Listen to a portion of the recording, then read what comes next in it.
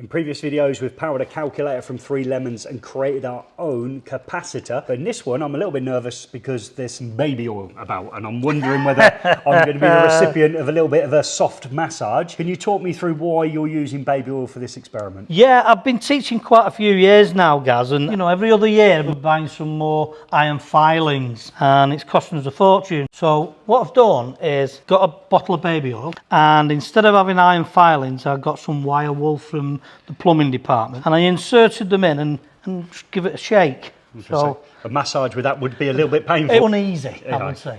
So you're hopefully going to be able to show us the lines of magnetic flux that we probably see in the old days on an OHP on a piece of white paper with a magnet, where actually this could be passed around a classroom and everybody could have a go at it, couldn't they? Of course they can, yeah. What we're going to do is we're going to lower it now on these neodymium magnets. Okay, so there's some magnets down there, fine. And you're just going to gently put down, you're mixing them up well at the moment, so they're not sitting anywhere for the practice goes we've had. And you're just going to lower that down. We should see these iron filings follow a series of rules now, shouldn't they, as they come in? Yeah, that's nice. Them lines of magnetic flux are now starting to appear, and they flow from north to south outside the magnet and south to north inside the magnet. And you can also see that they don't cross. And they take the shortest possible route as well, as you can see them. Oh wow, that is an incredible looking shot.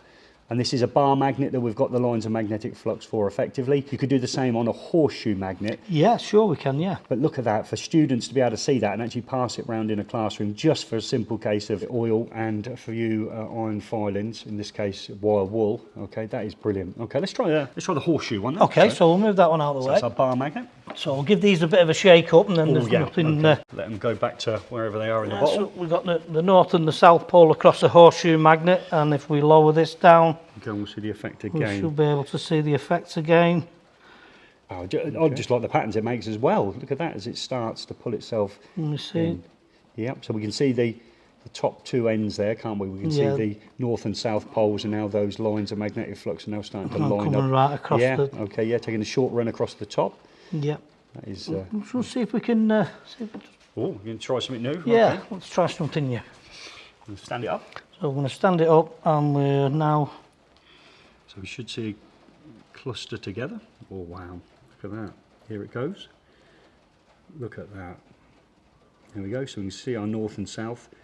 And then we're trying to, most colleges end up drawing this, don't they, actually? Yeah, or give a print out of it. Yeah, to show those. But we can clearly see that the short route is taken, and they're straight, aren't they? They line themselves up in a straight direction as well. Yeah, perfectly straight there, aren't they? That's good. That is fantastic. Now, as you've been scanning the table, you're probably looking for where we're going next. And as I look over here, it looks like we've got a couple of tins. So if you want to check out the video where we use these two tins, it's on screen just now.